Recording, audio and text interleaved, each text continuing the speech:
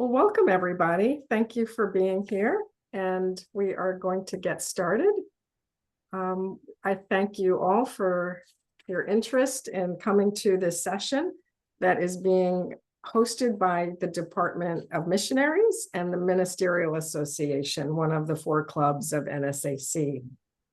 We titled it Online and Hybrid Church Services, Starting Up or Enhancing those services to build community, because we know churches and centers have been through so much challenge since COVID, but there's been a lot of blessings in having us all get more used to Zoom or Facebook and having more people outside of our communities be able to join, and people who maybe are very far away but feel it resonate.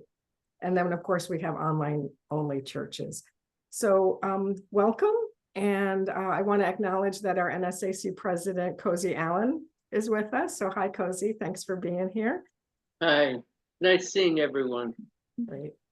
So I'm Rosemary Caldarello. I'm the president of the Ministerial Association. And the Reverend Betty Hutt and I decided to work on this together when we felt like we were hearing from a lot of different churches about needing different kinds of support. And then we just didn't have an opportunity at convention to move forward with other ideas that people had because convention was so busy. So we've come together tonight. So I'd like to introduce the Reverend Betty Hutt, the director of the Department of Missionaries. She's a trustee on the NSAC Board of Trustees and is the pastor for the Celestial Spiritualist Church. And she's going to introduce our panelists tonight.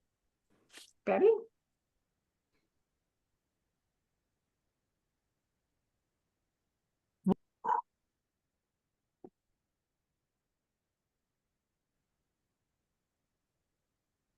I'm sorry, but my computer is very sensitive and all the above. But welcome to everyone. I'm glad to be here tonight. And the first person that I'm going to introduce would be James Bae. James Bae is a spiritual medium, healer, and licentiate minister who's been aware of spirits since he was a child. After experiencing the loss of loved ones, the journey of self-discovery and spirit communication began. James served as the pastoral committee chair and board of trustees of Celebrate Life Spiritualist Community in San Francisco, California. James has over 30 years of experience as a medical practice administrator and marketing, proficient in photography, video, publishing, and graphic design. So we are in for a treat. And the next person that I like to introduce, it will be Charvonne Carlson. Charvonne Carlson is the director of Church of Peace, a spiritual center of NSAC. She reactivated the Church of Peace, a spiritualist center of NSAC, as an online church based in West Allis, Wisconsin. She came to spiritualism in 2015. Since then, she has received her credentials as National Spiritualist Teacher, Commissioned Healer, and Certified Medium with the National Spiritualist Association of Churches. She serves and teaches at various spiritualist churches and camps throughout the U.S. and Canada. And our next person that I'm going to introduce is the Reverend Bonnie Darby Merritt. Bonnie Darby Merritt is an OM, NST, and a CM for the National Spiritualist Church Association of Churches. Now the OM, she's a minister, National Spiritualist Teacher, and a certified medium. She is a charter member for the pastoral team for the Spiritualist Church of Indianapolis, chartered in May 2007. Bonnie is a member of their pastoral team. She has been a spiritualist for over 30 years, and also she is a trustee on the National Spiritualist Association of Churches board. Thank you.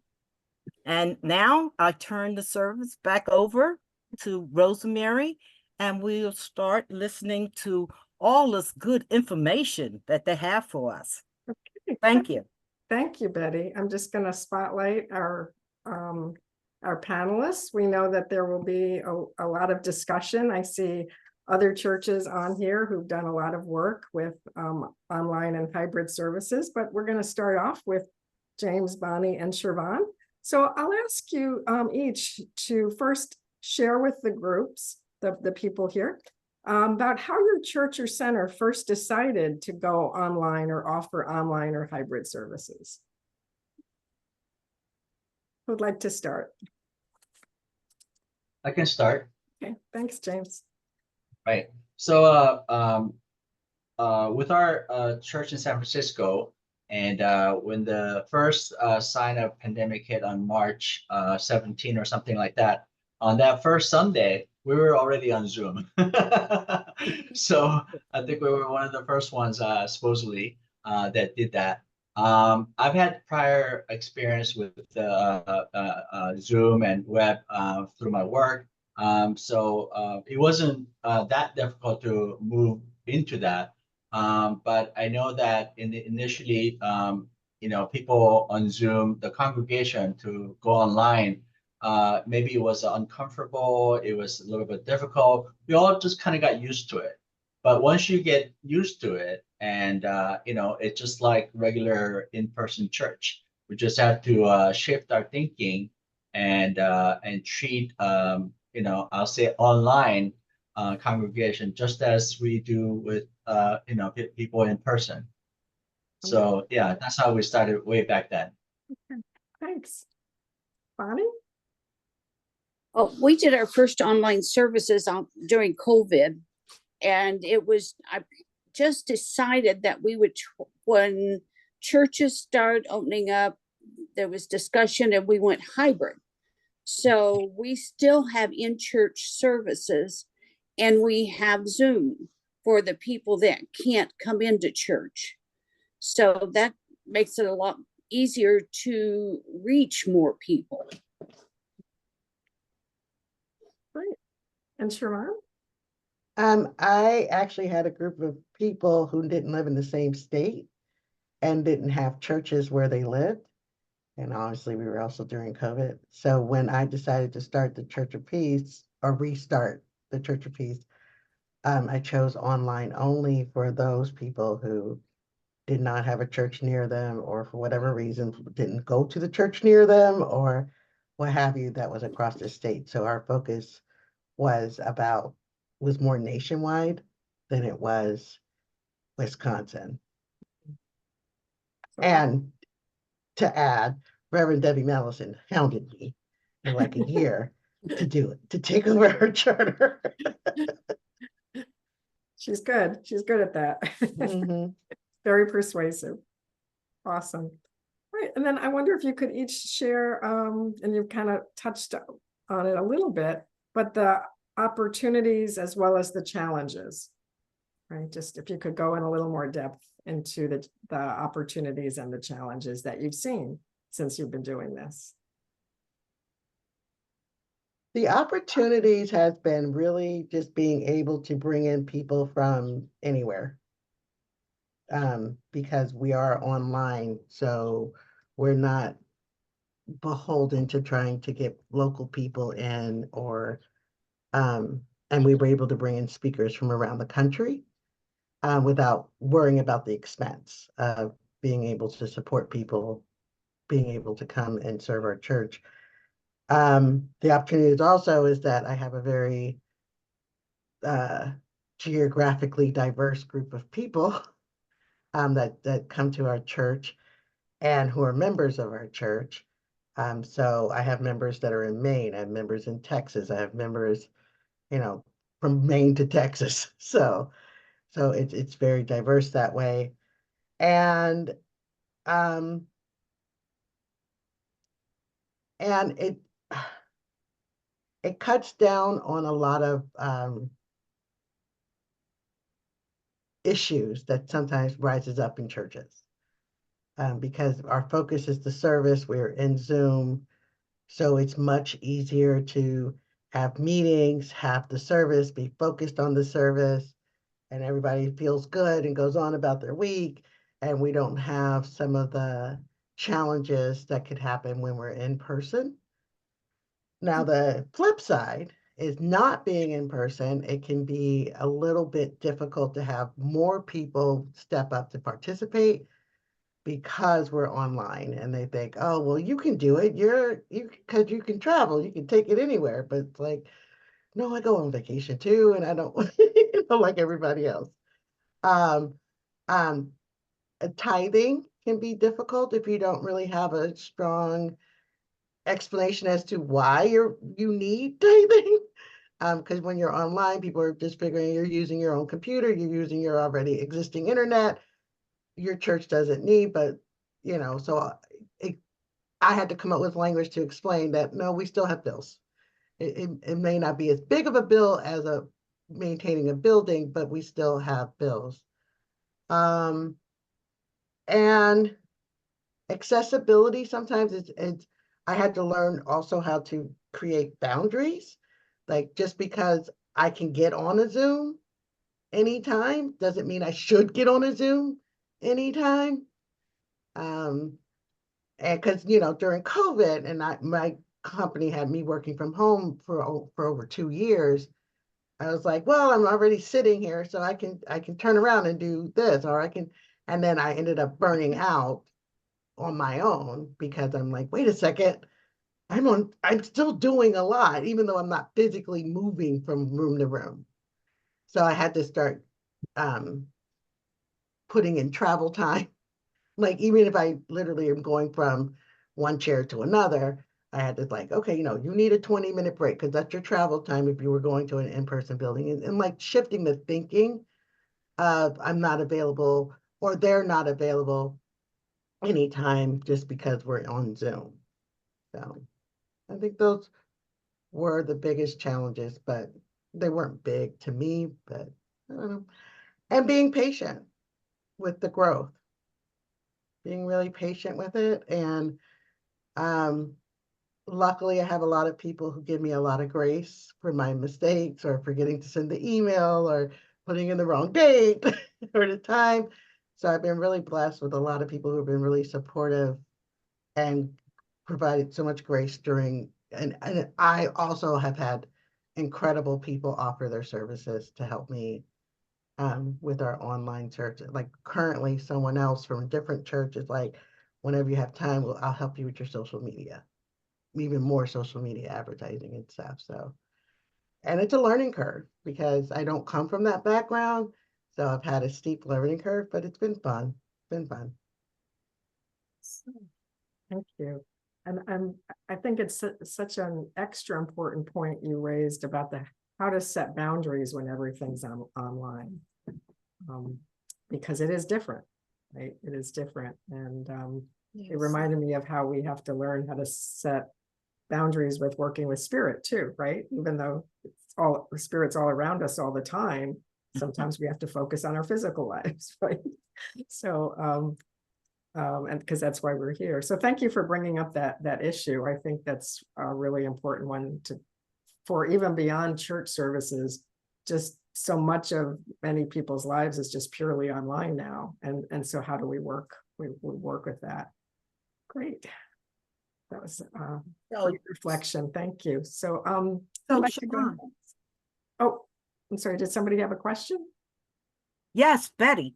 So Charvonne, how do you handle people that may get online for your service, but they really want to be able to be there in person?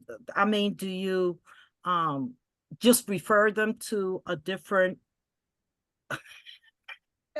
I do.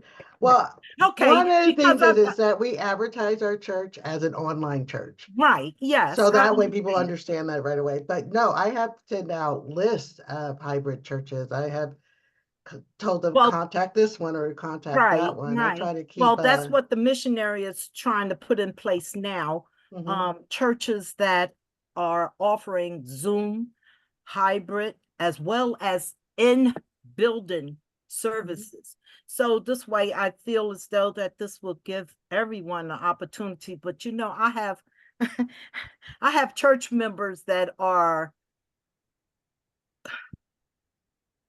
they're not computer savvy, and they're stuck in their ways of inside building and that communication. So I thought about having a tea service after a Zoom service where everybody have their tea and we have discussion. And they starting to feel a little bit better about that, but not so much. They still, you know, want inside service.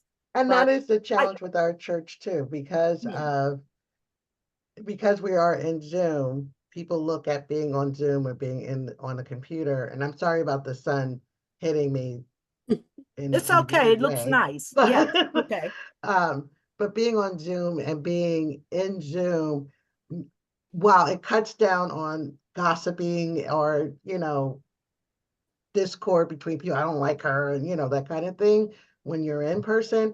And also, unless you can create opportunities for people to come together in like a way during Zoom. And one of the things that I've learned is that a free form gathering is not something people want to do in Zoom.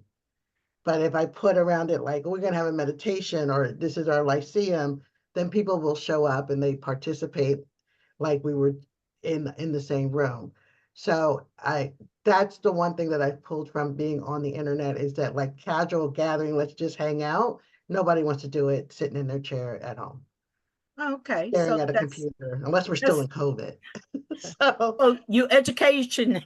you I give add them, a little bit of, I make it sound like, okay, like currently we're running a meditation series yeah. and we're all having discussions about it and about meditation, but I also get people discussing other things and other topics, and I allow that to flow that way. And it feels like a gathering for them Okay. without them feeling like, oh, I'm just sitting on the computer. Great. Okay. Okay. So Beautiful. Thank you. You're welcome. thank you. So Bonnie, do you want to share about opportunities and challenges that you found? And then we'll move to James.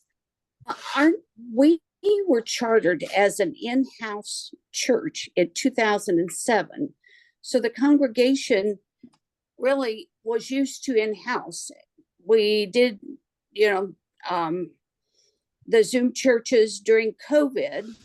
And I will say so if it wasn't for Brad Purdue, who does all of our technical stuff, we probably would still only be in-house. But the board decided that we would try doing the hybrid because there was a lot of people that some Sundays couldn't come to church, and could we try this? But what I found is it's really a challenge to shift the congregation that's there in the house likes being in the house. And the people that I get on Zoom are people that just simply can't be there for maybe that Sunday or for maybe never. And so we're still in a really big learning curve, how to mesh hybrid and the church service together so that we're all one unit. And then we have the challenges. There's people like me that I only know what I knew on computer. I messed up the Zoom tonight with my camera, and just instead of working with it, I just said, here, I'll use my iPad. I can get on it tonight, So we've had to have Brad give sessions to different people. We have a challenge sometimes now that who's going to run Zoom that Sunday? Who's going to be there to run Zoom? One Sunday I was there, Angel did it wonderfully. So I thought, yeah, I can do this. I am the chairperson. I'll run Zoom. But I forgot to turn the sound on, and I didn't know it till it was too late.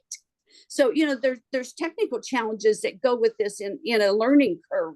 And I think that's what we're facing right now. We want to do more hybrid with our church, but we have to do a lot more learning, and we have to have the people that want to work with the computers. And some of us are just older and we choose not to so much. And I'm learning a lot. That's great. Thank you. It's a process, right? It's definitely. It is a process. And I mean, it's all a learning curve. Mhm. The people in the church want to remain in the church, and we're in the process of trying to figure out how we can just blend everything together so that people on Zoom feel like the same as the people in the church, Mhm. that they're still all one community. They're not people on the internet and people in the church. Mhm. We're working to create a community, a unity with all these people. Mhm. And that's not easy. Yes. I just wanted to add real quickly about being an online only church that I just thought of when you were talking about the community. I get a lot of people who are interested and wondering what this spiritualist thing is about.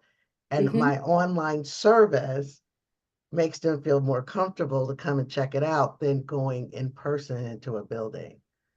So You know, that's kind of like, that's why I like the idea of hybrid or online. I mean, not that there's anything wrong with being in person only. West Dallas is in person only, and they're doing fantastic. So all of it works. Charvonne, you have a good point, because I can tell you there was a time that someone called me about our Spiritualist Church, and I talked to them a long time, and they wanted to visit the church. And literally, this person said, "Can I call you and you come to the parking lot and walk in with me?" And I did, because they were uncomfortable walking in by themselves. And I just kept my phone, and they called me, and I walked outside and we walked in together. So that's about, that's a lot of people do feel that way.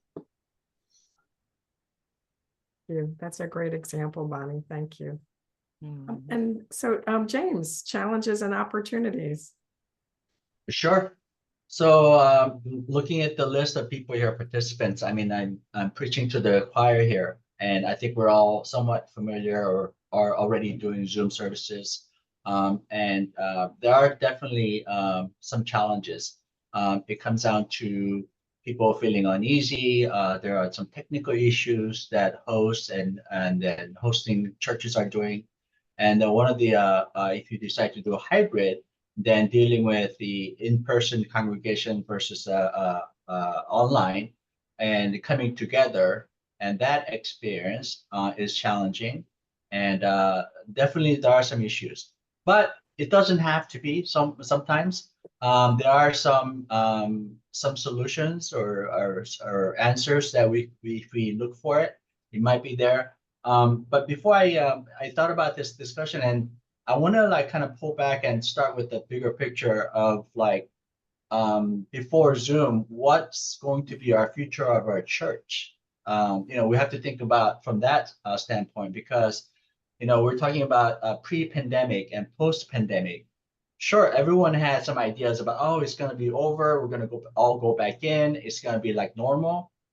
But we soon found out that it's not normal. And people who are working, college kids who graduated during pandemic, they had never worked inside the office. So when they were told to come to the office, they were scared.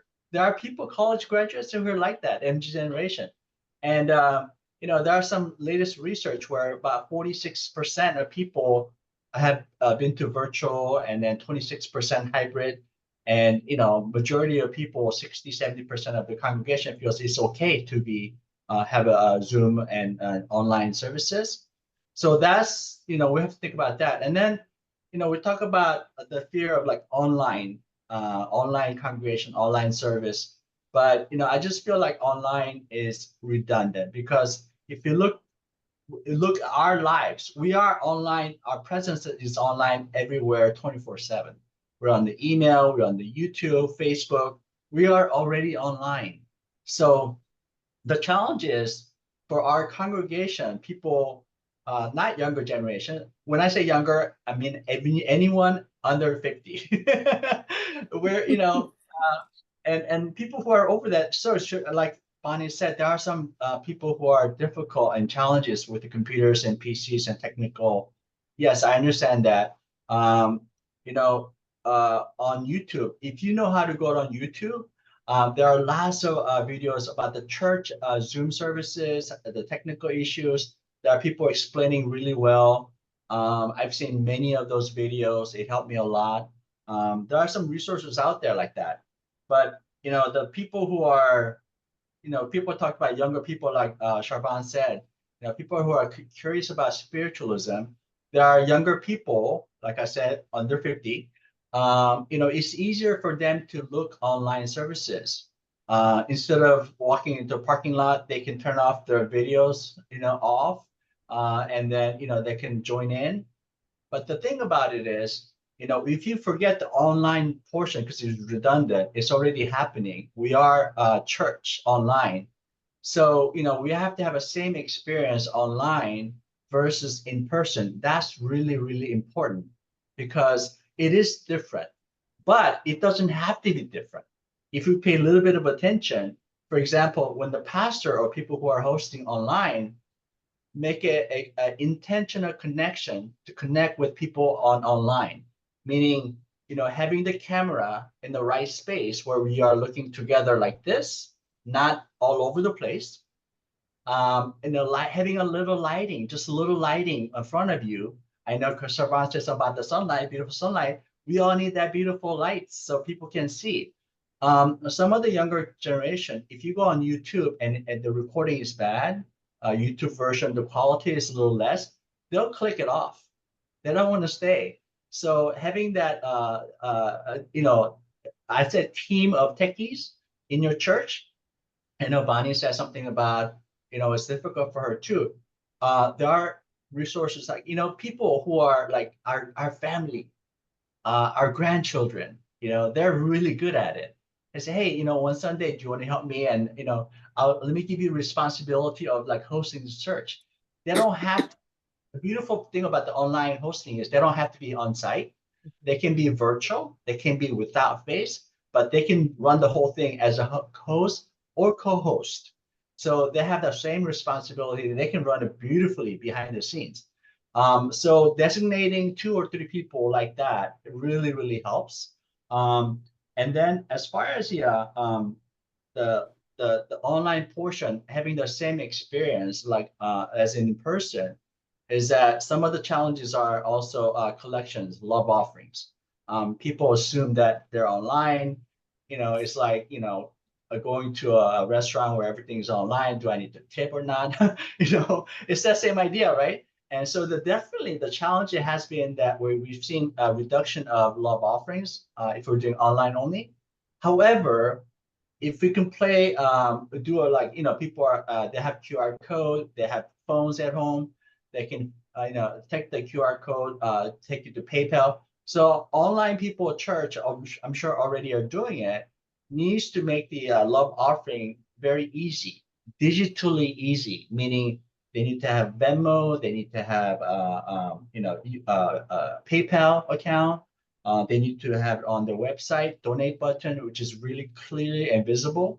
And during the service, you can show slides during, you know, a portion of the service, and where you can play music, you can play a meditation, and you can put up the lyrics and put up the declaration principles. These are all important things that can show up on online that helps.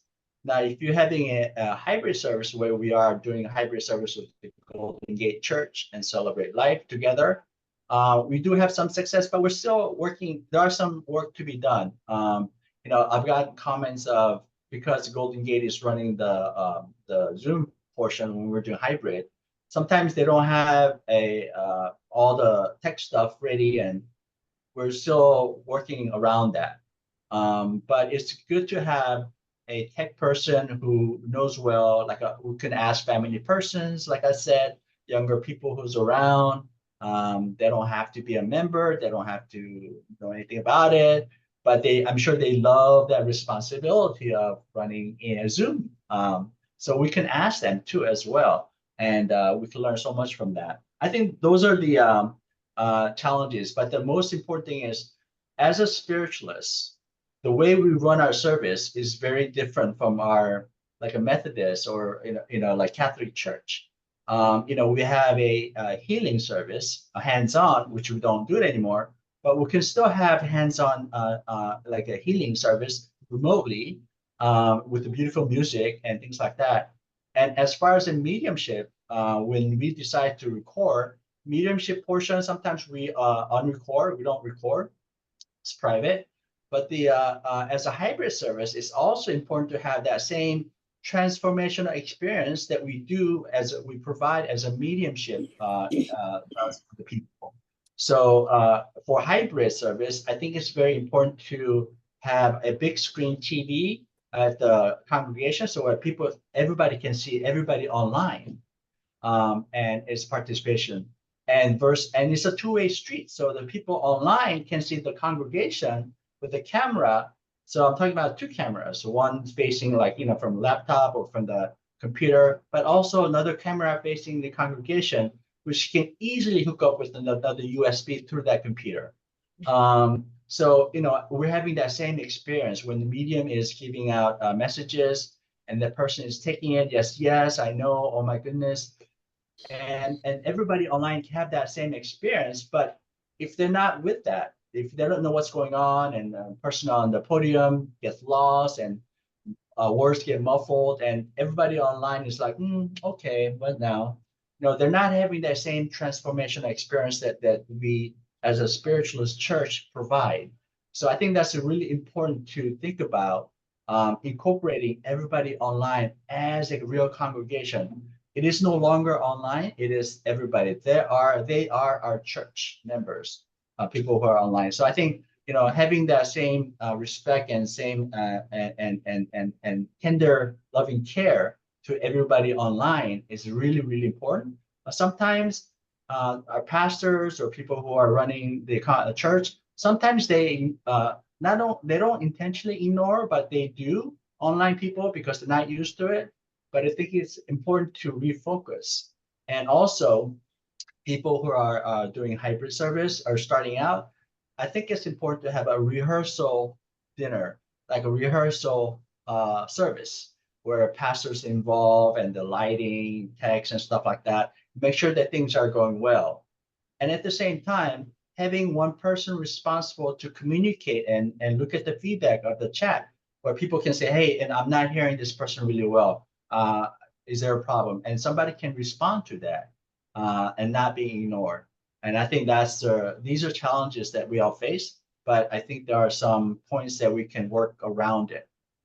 So thank you, I hope James. I didn't too long, but yeah. No, it was wonderful, but I did see that Betty had her hand up. So I just wanted to check in with her. Thank you for raising those points. Yes, I did, but I believe James just at the end of his talk actually answered what I was concerned about, because I'm not computer savvy, but I have gotten into doing Zoom for services. So, but then you list a few things of a person just beginning to do Zoom hybrid for their church and in service. So you mentioned about the big screen TV, at least 2 cameras, and set them where it's taking in everyone, the lighting.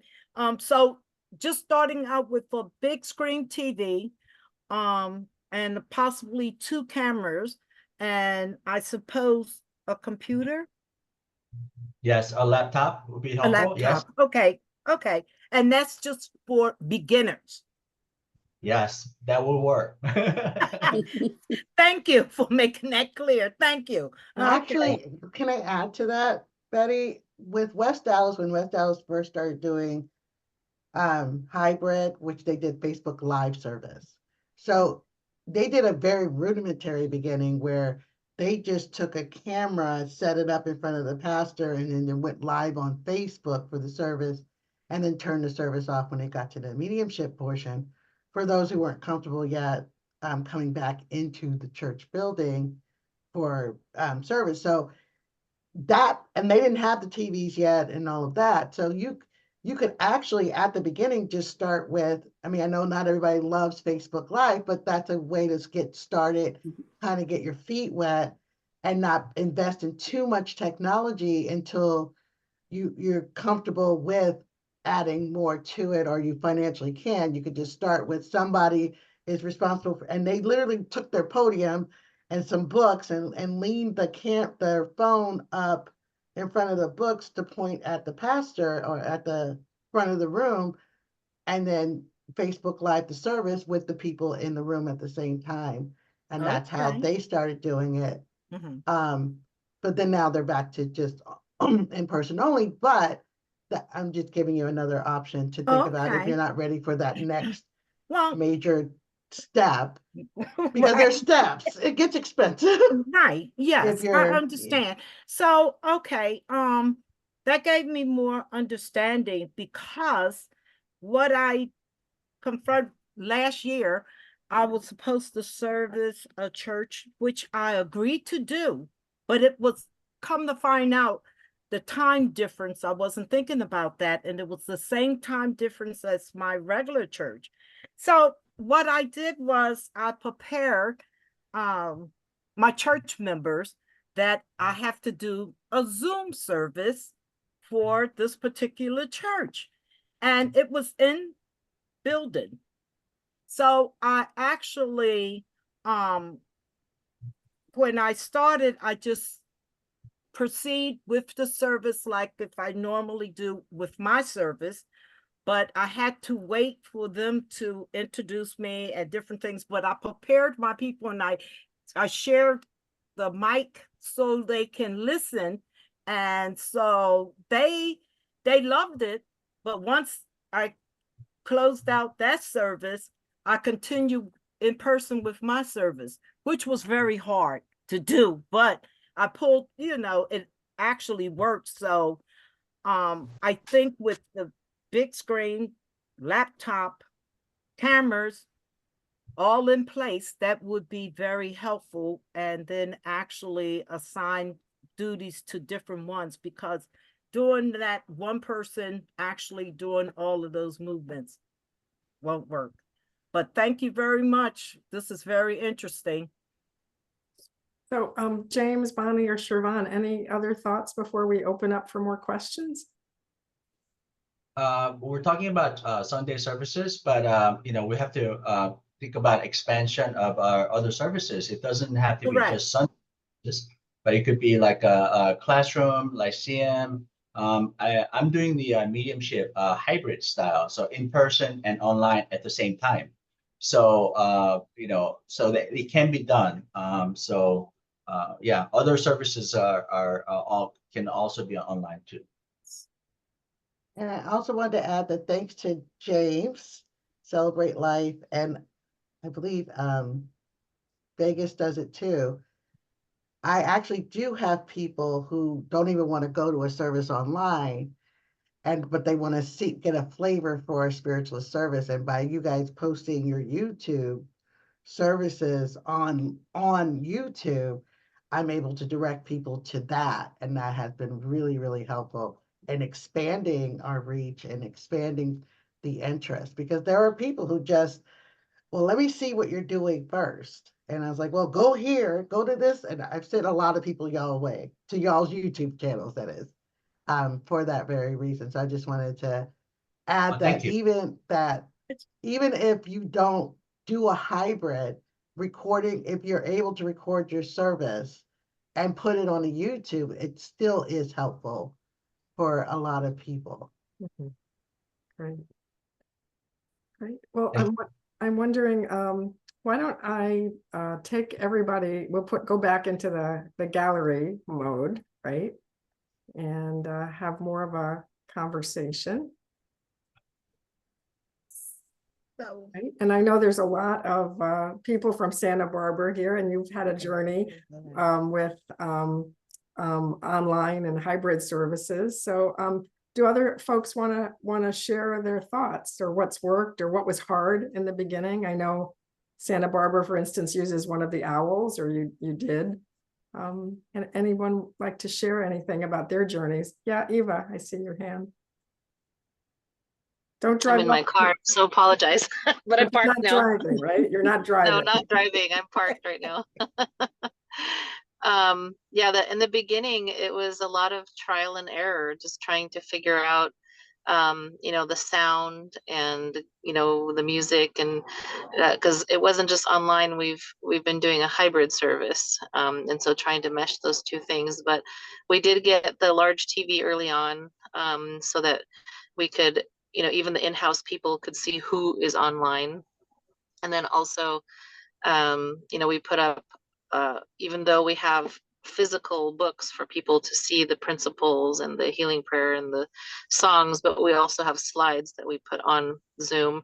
And so technically people could read from the book in their hand or on the big TV, if they're in-house, and the Zoom people have the same, information. But there were a lot of troubles, with the audio and visual stuff in the beginning. We do use an owl camera, which it has this kind of rounded camera at the top, and it gives you a little strip. So if you imagine on your little Zoom window, if there was a little strip at the top that gave you a 360 view of the whole church. So then it's not a huge view, it's just a little strip, but it kind of gives the Zoom people kind of an idea of the inside, while the camera is still directed at the speaker, but they still have that little strip to show the rest of the church. And we actually usually, but not always, have two computers going. One that is mirroring to the television, and putting the slides up and manning the slides, and then the other one that's located on the podium, and is connected to the whole speaker system and audio thing. So, and now we have it down, because before, for a while, we had two streams of music that we had to put on, one on the slide for the Zoomers, and then one from an old phone that we were just using as a music device for the in-house. But now we've got it where the music from the slides plays both in-house and on the slide, just with one. So that was nice to pare that down to just one stream instead of duplicating it.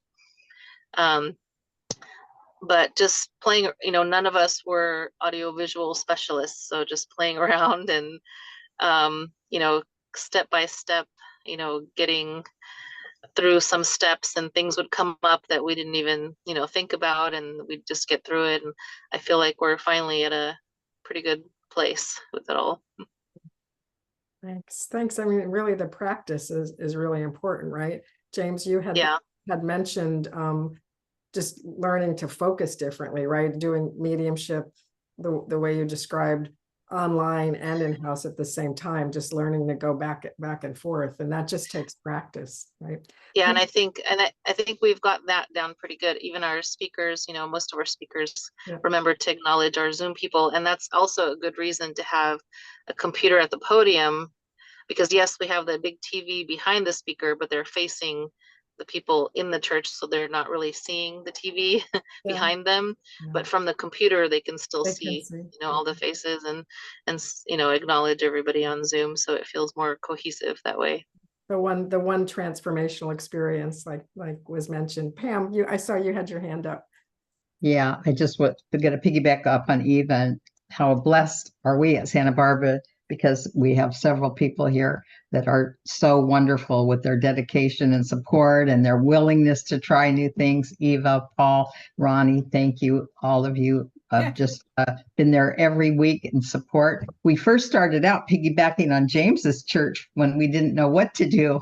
He was so dear to let us all come join him for it was a year, James, I believe, over a year. So we got our feet wet, our sea legs, and started venturing out. And it's been a process, like Eva said. I think we've refined so many things, and it's wonderful that we have so much participation and willingness. It's that willingness to learn. And each week there's always some little glitch of some sort, but it's learning for everyone. And we've been also blessed that many of the speakers are willing, the mediums have really adjusted well to doing the hybrid mediumship, and our mediums at church as well, where they maybe give a message to someone in house and then they give a message to someone online. So it feels like we're all participating, and it's great.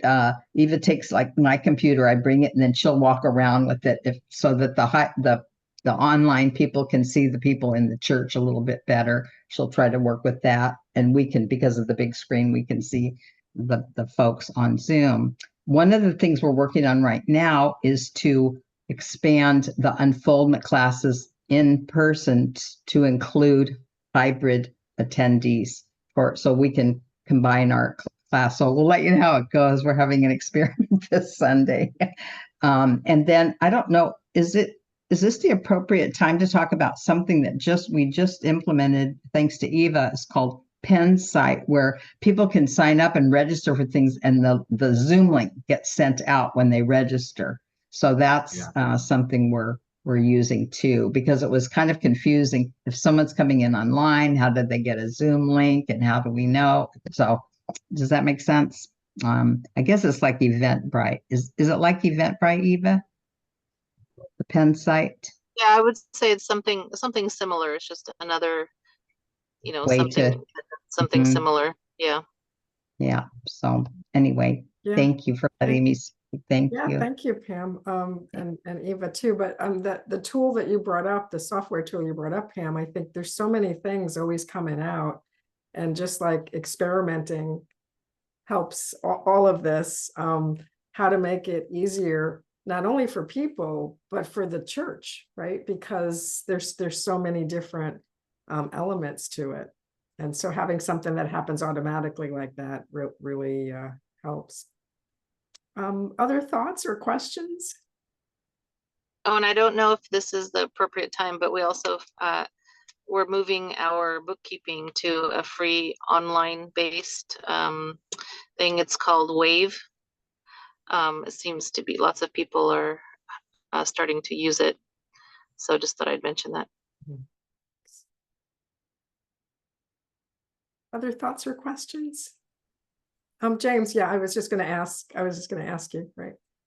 One of the things that was brought up, and I know Golden Gate Church did it too, and one other church too. So it's about the subject of security, and online security. So when we think about how our life, like earlier I said, our life is already online, so it's not separate. So we are exposed to Facebook, online emails.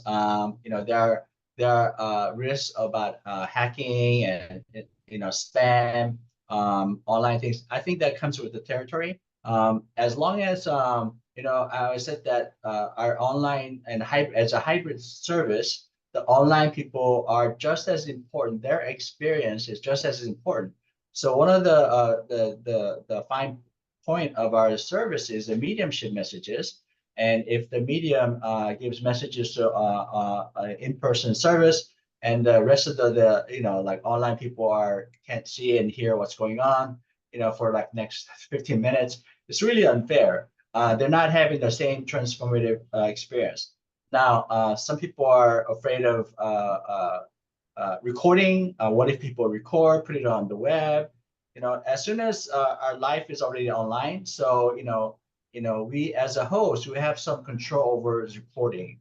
Like we can record the whole church sessions, but we can turn off the recording during the mediumship portion, which we put up all of our services on YouTube, except for the mediumship portion. So we can control somewhat. We can't control everything, but we can control somewhat, and be able to feel secure and safe online. Yeah, Charvonne, thanks. So two things. The first one with security, knock on wood or my head or whatever, we've had no Zoom bombers. We've had none of that happen for our services. I don't know if it's because it's a waiting room. I don't know why, but we've been very blessed. We've had no intrusions that I've heard that a lot of other online churches have had. The other thing I wanted to bring up as another option for mediumship is I know that Church of the Spirit in Chicago, they actually set up for their online mediumship portion they have mediums for the online that they set up in a different space, and then the mediums off the platform for the people in person.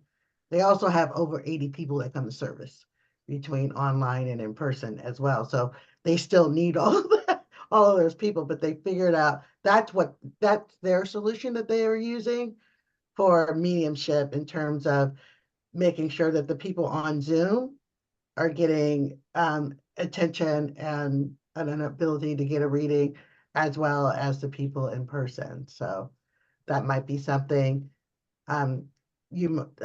depending on your church, that might be an idea that might work for you better, or might be an idea that if you have the separate space for the sound, because you do have to worry about, like, if you don't have a completely separate room, they're hearing everything that's happening live while in Zoom, and then they're hearing mediumship messages going on over there, and you're trying to give them one. So Thank you. Thanks. So because you mentioned, both mentioned security a little bit. Carol, may I put you on the spot? Because I know when I was on the, I know, what are you going to say? Well, you could say no, but I remember when I was coming in the service that you were chairing, you and Ellen had just dealt with a Zoom bomber. So I wonder if it might just be helpful to describe what happens and then how you deal with it. Well, I think the first thing is that you really need to be very familiar with, it used to be called security, now it's called host tools. And every meeting starts off with pretty much everything being checked, allowing people to share screen, allowing people to record. So you need to like uncheck those things, and not, as much as we want to allow the congregation to do whatever, you're the chair, you're in charge, you need to be in charge of your Zoom service as well. And part of that is before you start that meeting, you go through, and I mean, we basically have to kind of go how we feel too, but I usually lock it up pretty tight, especially for, like, we have the CSC as the Friday night meditation hour. We regularly have Zoom bombers there. It's on Meetup, it's public. So we're kind of just used to it. We lock it up so they can't rename themselves. And the reason you don't want them to allow them to rename themselves is because they usually come on like maybe 3 people. They really do it as an attack. It does not just a single person goofing off kind of thing. And so they'll look and they'll see who the host is, and they'll copy that host person's name and rename themselves with that name. They'll even take a picture, a screenshot of the host, and make that their image, so that when you're going to try to remove that person, you don't know if you'll be removing the person who's chairing or the Zoom bomber. So if you make it so they can't rename themselves, I don't mean to be making you paranoid, but I just tell you, if you make it so that they can't rename themselves, they can't sort of take over your meeting by impersonating the person who's chairing the service. And it's kind of up to you, but on the Friday night meditation, we made it so they can only chat to the host, because we felt like this is distracting if people are just having these conversations in the chat room, especially during a church service. You know, you have to decide, am I going to open the chat up where everyone can just be talking? And it would be sort of like in an in-person service, if everyone was talking while the service is going on, it's a distraction. So depending on what it is, if it's a mediumship or whatever, it is good to go through those security things, and even maybe do a practice. Okay, this person's a Zoom bomber. You go to the participant, you go to host tools, you say remove it. If you're removing a lot of people, you have to be pretty quick. You have to go, okay, I'm going to grab this person, I'm going to grab this person and remove them. And, you know, maybe at that point, sometimes I'll lock the meeting. I don't need them to come right back in. They can't come in as the same person, but they're good. They'll impersonate somebody else. They'll just come in as Gretchen, you know, or whatever. So if you're not familiar with the host tools and the security measures, you need to go through and see, because they don't need to have an ability to share whiteboard or share screen or all those other things that are just random, are already checked. You have to uncheck them. So yeah, like I was telling Rosemary when she came on, I said, oh, we just got rid of a Zoom bomber, but unfortunately, James is going to see all the expletives that they put in the chat when he looks at the recording, but we know he'll edit that out, So if you have any questions about Zoom security, ask me. Thank And you. then I would just want to piggyback on the chat part. I actually had a person who was coming to our service regularly, who during someone speaking, and this is where it's important to have somebody who does monitor the chat, who during the time somebody was speaking put in a very negative kind of comment about their speaking. I saw it, nobody else saw it. I deleted it immediately. And then going forward, I disabled chat during the talk portion, because there are people who do come who still got a little cranky pants. So you have to be mindful of the chat. I also set all of my settings before when I create the Zoom link. So everything's already set there. So there's no, we're not sharing hosts. No, we're not doing this or that, because it's already preset. And I have a waiting room. So I can see, I don't know if I recognize that. And then I'll keep an eye on it if it looks, when I let them in, and then I'm ready to let them out. So those are the couple of things I do. But as Carol says, we don't put our service on Meetup. We don't put our service like information on Meetup or more of those more public platforms. It's only the website, and if you're up on our newsletter. Thanks. Thank you. Some great points being raised. Thank you, everyone. I just want to check in with you, Bonnie. Did you have any other thoughts about what your church is going through that you want to share? I'm not sure I do, but I am learning a lot. I'm still one of those people that is trying to learn. I can't tell, is Brad Purdue on here? Did you see whether he was on here? No. I was going to say, if he was, he set everything up, and he might have some comments about what the church is going through. Mine is mostly personal experience. One of the problems I think we have the most of is getting enough people to want to learn to run the Zoom.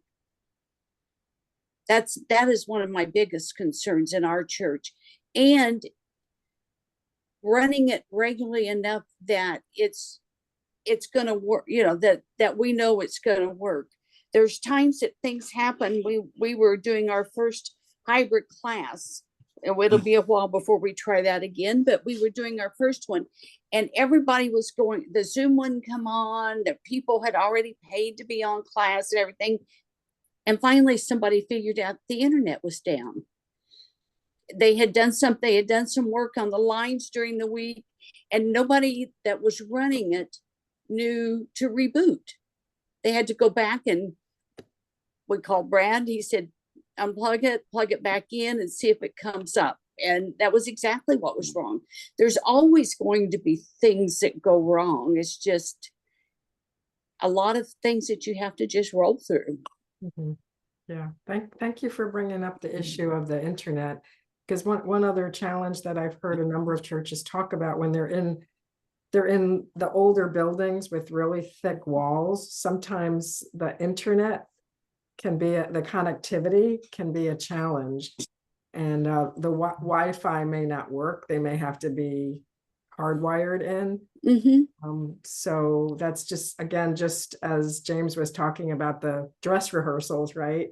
There's so many aspects of it that the more you practice, the more that you learn how to troubleshoot also, because conditions change.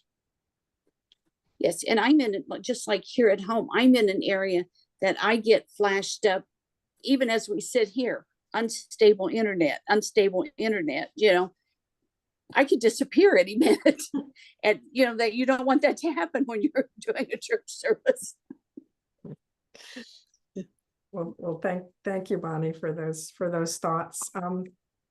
James, yeah. Speaking of Wi-Fi services, nowadays, even some remote places, it's not like before where we were stuck with one big, company that provides very expensive services. Nowadays, if you can find some local companies that are sprouting up, they're providing like Google fiberglass, fiber optics, and that dish company, they're not as expensive as before. They're really low sometimes nowadays. And then also, if you can make a call and tell them that you're a nonprofit, your church, and ask for discount. If you don't ask, they won't give it to you. Ask for discount, and and you'll be surprised how many companies will give you that discount. So and get or get an upgrade, free upgrade because you're a nonprofit and church. I made calls to some of the providers. Yeah, they were like, "Oh yeah, you guys are church nonprofit. Sure, we have something for you." So yeah, ask and look around, and they will have some kind of services that are appropriate for you, maybe. Yeah. And I just wanted to add that because I worked from home for over 2 years, so I had to have internet that worked. I didn't have a choice. And I just wanted to add that I still can have connectivity issues. So but I think most people who are used to doing stuff online are also more patient about the different things that happen. And one thing you could do if you have the case where the internet, have somebody else be co-host so that it'll automatically give them host status if your picture drops. And my Zoom actually will bring me back right into whatever it is it threw me out of. And there's people who it happened during a meditation hour, and it was I found it funny because they didn't even know I was gone. The power of meditation, right? Thank you. Any other thoughts or questions? Yeah, Jerry. I just wanted to but ask about the music. I tried to learn this by a tutorial to incorporate music into your Zoom with no success to this day. I actually even had people from the Spiritualist Church helping me, and we do Zoom for just 2 months out of the year, January, February. So I'm hoping that if we decide to do that again, I can incorporate music. Is there anywhere we can go like online to learn how to do that? Or if we don't have a younger person to help out with that? So I can help with that one. So put your YouTube video, even if it's just audio, in your PowerPoint. And then just run your PowerPoint. Okay, that's language that I totally didn't understand. So I'm not familiar with how to do YouTube, and I don't know anything about PowerPoint. I think James said you had like guidelines. Yeah, I was going to say, Jeff and Jerry, that there are some settings on a Zoom application itself that you need to have a check mark on. And those check mark on a Zoom setting, I can go over that with you privately later, and I would do that. There are some settings that you need to have a sound and audio check and a video check to run smoothly. And if you are familiar with the PowerPoint slide presentation, can I show something, Rosemary, real quick? Yeah, absolutely. Yeah, you've got co-host. You can go ahead and share. So just to give you an example, and I'll show you. This is a PowerPoint that embedded here. How did I do that? It's easy as like going to here. These are all the slides that I prepared prior to. These are all collections of it. And for example, the music like this, and you can click in here, and then you can go. I mean, I don't want to be. You can insert the video online videos, and you can plug in the YouTube videos here, right here, YouTube video links, and then it will just pop up on here on the screen, and then you can play it. But these are stuff that is ready made on a PowerPoint and during presentation, and just want to share that this is a QR code I was telling you about. You can donation button, and as a slide you can show that as well, and then you can do the meditation, and you could embed the sound right here These are the what we call inserts, and then you can play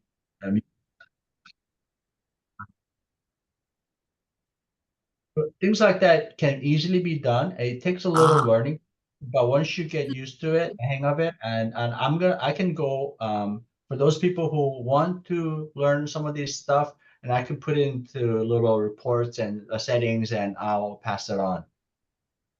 Wonderful. Okay. Wonderful. All right. Well, Thank you. thank you. Thank you. Well, I want to thank James and Charvonne and Bonnie for starting us off, and Betty. Thank you all for being here. It was a great discussion. Just like so many things, we're never done in this development either, because we know technology changes, Zoom updates, and we can always learn and grow and evolve with it. But I think the core of it is an issue many people touched on. James especially talked about, how do we make this be one experience, the transformative experience, and if you are doing hybrid, to balance the in-person and the online. And then, you know, Charvonne talking about online only, how do you build community? So each way of approaching it has different challenges, but so much opportunity to involve people. And I remember Robin Hodson, the president of the International Spiritualist Federation, talked in one of his talks saying, don't we imagine that Spirit would use every opportunity to reach people? And so let's embrace technology in all of the different ways that we can connect with even more people. So thank you all. James, I have the list of the people who were here. If whatever is easiest for you, I can give you that list, and then you can, if everybody's okay with that, to get the details from James. And thank you so much for all of you being so generous and with your time and your ideas. And again, thank you to Betty, James, Charvonne, and Bonnie. Have a great night, everybody. Thank you, everyone. Thank you. Everybody. Bye. Bye. Great. Bye. Always wonderful to see everyone's face, smiling faces. Thank you. Goodbye. Thank you. Thank you. Bye-bye. Thank you all very much. Bye.